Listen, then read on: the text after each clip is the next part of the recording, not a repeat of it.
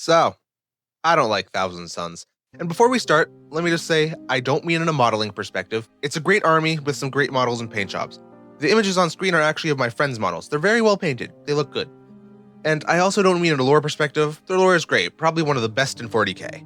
Though there is one thing I would like to say about that though. Magnus did nothing wrong. The Space Wolves were right. Average Space Wolf W. Anyway, into the actual main part of the video. First, I know they aren't an extremely high win rate army in tournaments, but they're a menace in casual play and they annoy me to no end. So all of you 2 cents players who are about to say they aren't actually that bad because of that, you can just don't. Now, I don't like Thousand Suns when it comes to the rules. First off, the AP. They just have so much AP, man. First off, let's compare Rubric Marine Bolters to any other Chaos Marine Bolter. Regular Chaos Marine Legionary has a Bolter with 3 up to hit, Strength 4, AP 0, Damage 1s. Plague Marines are in a similar vein, same thing but with lethal hits, and Emperor's Children have the same thing too on their Tormentors. Same thing but with precision. Low damage, low AP, okay firepower. Now Rubric Marines. They also have the same with the 3 up to hit, Strength 4, and Damage 1, but they have AP 2. I dislike that they have the same AP as a Power Sword in shooting. And again, that wouldn't be the worst. With cover, that would bring them down to, having only AP 1, same as a regular Space Marine Intercessor. Except, they come with the Icon of Flame. Such an amazing idea on GW's part to make it so the unit that already has abnormally high AP ignores cover. And that's not it for the AP. Let's get into their sorceries. The ones we're focusing right now is the Twist of Fate. That gives an extra AP or 2 against a single target. And if you get the A2, you get Melta AP on bolters. Regular, normal bolters. And you just can't get cover.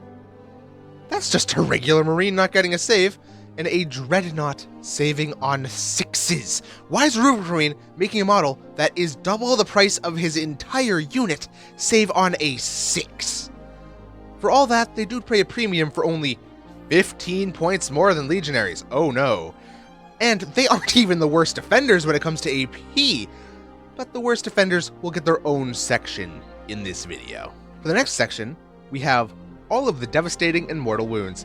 The worst defender of this is Doombolt. It just sucks, man. A free D3+3 on anything in the game. Mortal wounds too, so that just spills over.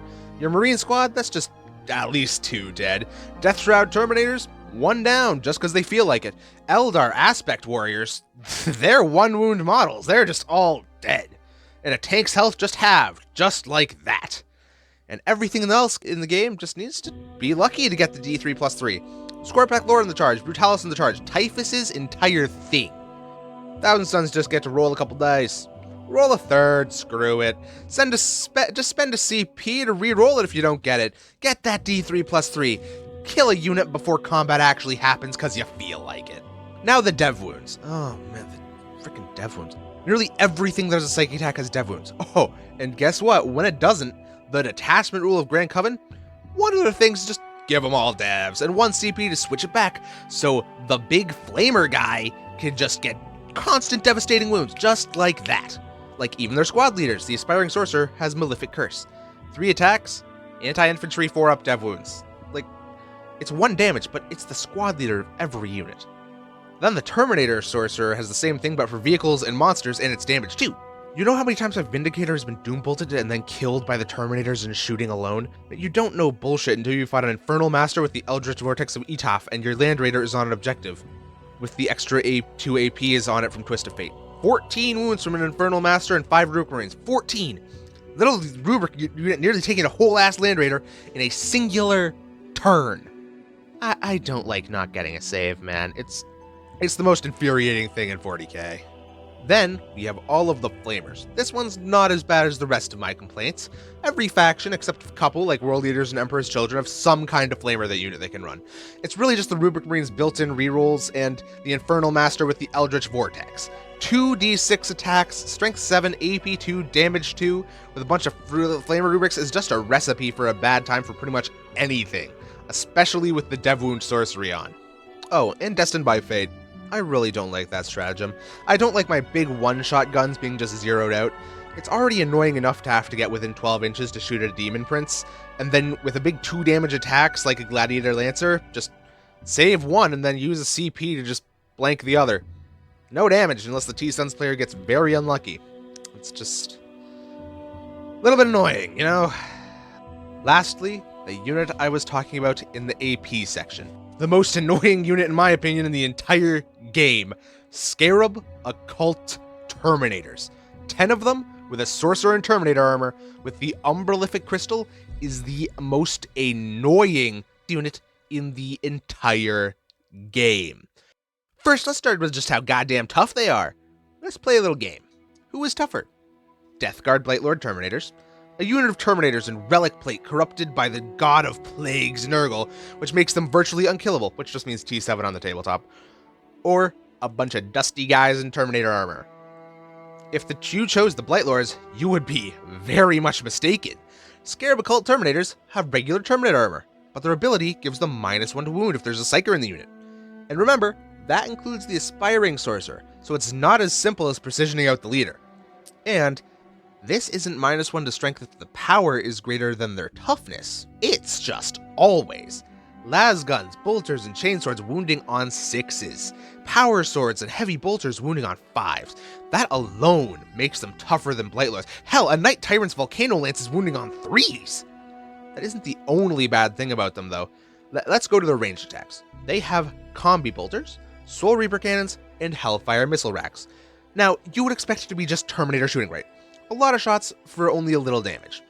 And doing their main damage in melee, like literally every other Terminator unit in the game. Wrong! A 10-man of these can kill a Land Raider in 1 turn of shooting. That is 40 attacks with the Combi Bolters, 12 with Soul Reaper Cannons, and 4 Hellfire Missile Rack attacks. A lot of attacks, but that is usual with Terminators. But this is how they do so much damage. First off, their Combi Bolters are AP2. That is 56 AP2 attacks. And that's not it. Let's go over some rules. First off, they use Twist of Fate for an extra 2 AP, so that's 56 attacks at AP4, same as Melta. Well, how tough a Land Raider is, that's wounding on 5s or 6s, right, with all their weapons. So no worries. Like, not saving well, but it's not getting many wounds. That would be the case. But the Sorcerer and Terminator armor gives them lethals. So that's worse still, but they still need 6s, so unreliable again. And that would again be the case. Except for another couple rules. The Sorcerer and Terminator selects a unit and they hit on 2-ups. And with their sorcery, they have Destiny's Ruin reroll hit rolls, or even when hitting on 2s, the small one whose reroll 1s is enough. That is 56 attacks rerolling with lethal hits, AP4. It's all damage 1, except for the Hellfires, those are damage 3. But that's just crazy, and I'm not even talking about the anti-vehicle dev wounds from the Terminator Sorcerer. That's just an insane amount of shots with lethals, rerolls, and AP4. And again, that's not even taking into account someone else doom bolting them. That's just the 2 sorceries that come with the unit when they deep strike in. And for all that, it's not like they're bad in melee either. They have 3 attacks with their Prospering Kopeshes each, which are the same as mastercrafted power swords. They can just shoot a tank and then charge in and butcher some infantry. Now their only real flaw is movement, and they got like 5 inches like most Terminators, and that would be correct, except again, for another couple things. First, Temporal Surge. I've already went over how much they can do in shooting, so them not being able to charge after moving a free D6 or flat 6 inches is just not an issue. And the Umbralific Crystal just lets them just drop in, shoot a unit to death, try and charge a different one, and then just go back to reserves and do it anywhere else on the table. Other side if they want. And for all this, you must be thinking, they pay a premium price, right? They're crazy good. They're 10 points more than the regular Space Marine Terminators, and the Sorcerer is only 85.